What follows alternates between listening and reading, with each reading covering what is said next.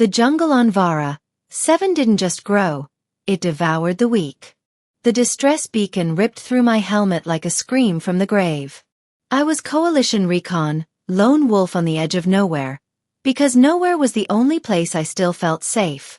Until the signal cracked open that illusion. Beneath the alien harmonics, buried in static, was a sound no code could fake. A child screaming in terror. I should have tagged it, waited for the brass. Instead I slammed the throttle forward, dropped the scout ship through the canopy in a controlled crash, and sprinted toward the pillar of black smoke. The pod had torn itself open like a cracked rib cage. Obsidian hull smoking, plasma vents still spitting blue fire. Inside. Chaos. A tiny Drakari child, scales the color of storm clouds, wings shredded and bleeding, cowering behind the corpse of what had to be her mother. The adult's chest was caved in, one wing burned to bone. The child's golden eyes locked on me. Pure animal fear. Another fuel cell detonated. The pod lurched. I didn't think. I charged through the flames, boots melting on the deck plates. Grabbed the kid, small scalding hot scales against my gloves, tucked her against my chest plate and ran. The final explosion hit like a freight train. White light. Shrapnel tore through my backplate, punched ribs, shredded muscle. I tasted copper. Legs buckled. I twisted mid-fall, slamming my body between the child and the blast wave. Fire roared over us.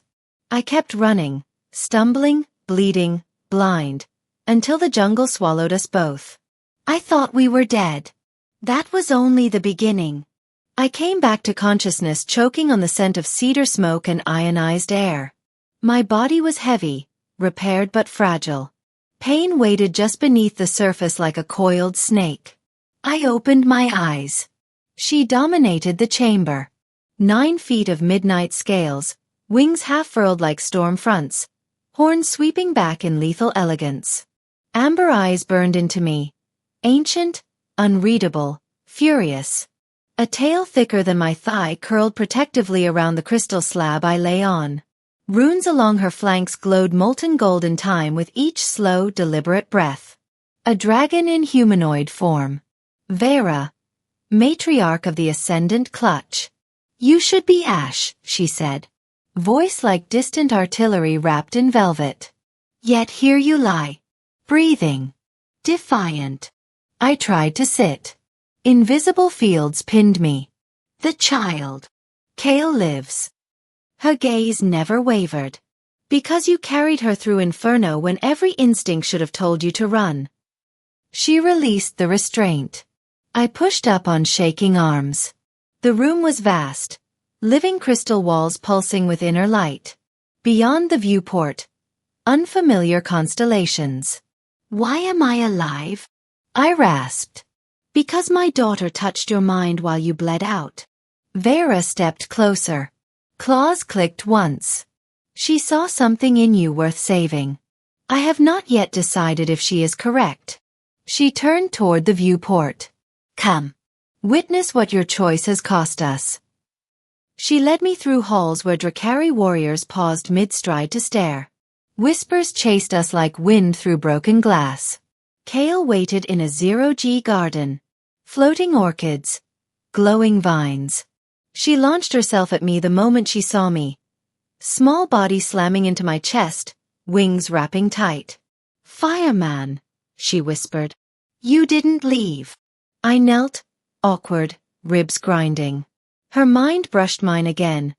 Warm, terrified, grateful. A child's desperate need. Vera watched.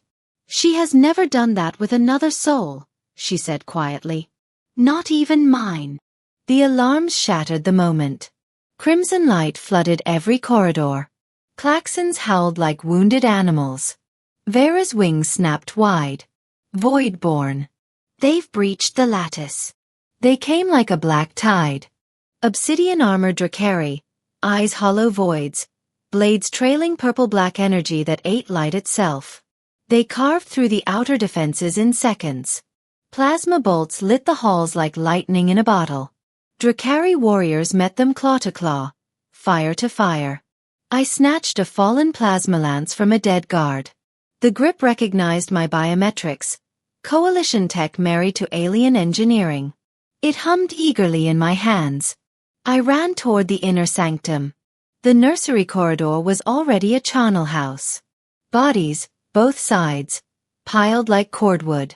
Blood slicked the floor. I slid behind a shattered bulkhead, leaned out, fired. 3 Voidborn dropped, chests blooming violet fire. More surged forward. I sprinted. They reached Kale's cradle first. The Voidborn commander towered over her, twice my size, horns crowned with writhing shadow, claws dripping void stuff. He raised one massive hand to crush her. I roared. Launched myself across 20 meters of open ground. Slammed shoulder first into his ribs. We crashed through a crystal pillar. Shards exploded like glass grenades. He backhanded me. My helmet cracked. Stars burst behind my eyes. I tasted blood. I didn't let go. Wrapped both arms around his throat from behind. Legs locked around his waist. Squeezed with everything I had left. He roared, sound that rattled bones. Slammed me backward into the wall. Once. Twice. Plating buckled. Pain exploded white-hot through my spine. I held on. He reached back, claws sinking into my shoulders. Ripped. Flesh tore. Blood sprayed across his scales. I screamed through clenched teeth and drove the plasma lance upward under his jaw. The weapon discharged point blank. Violet fire erupted through the top of his skull. He convulsed, then collapsed like a felled tree. I fell with him. Hit the deck hard. Blood pooled fast. Vision tunneled. Kale was screaming. High, piercing. Vera arrived in a hurricane of flame. Wings wide, she unleashed hell. Inferno roared from her jaws. White hot. Precise. Voidborn shrieked as their armor melted. Scales blackened. Bones glowed cherry red before they crumbled to ash. She landed beside me. One massive hand pressed to my chest. Healing energy surged. Agonizing. Glorious. Torn muscle knitted. Shattered bone fused. I coughed blood. That hurt. You live because she wills it, Vera said, voice raw. Again. Kale crawled to me. Small claws dug into my torn undersuit. Her mind flooded mine. Fear. Love. Desperation. Don't go, she begged. I looked up at Vera. Her eyes were molten, unguarded for the first time. Why? She asked. Why bleed for a child not your own? I met her gaze.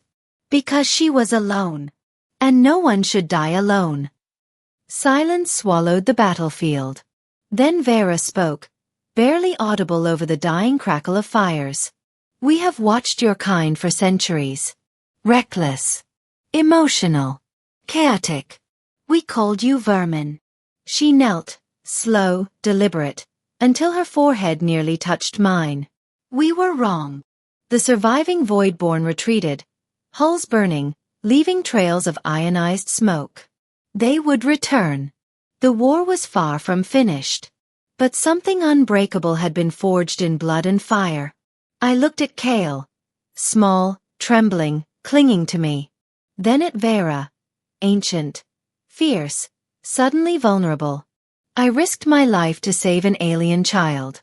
She and her mother risked an empire to save mine. Not from death. From isolation. As Kale's tiny hand found mine and Vera's wing curled protectively over us both, one truth burned brighter than any star. Some families are not born. They are carved from sacrifice. And once carved they do not break. I closed my eyes. For the first time in my life, the darkness felt safe.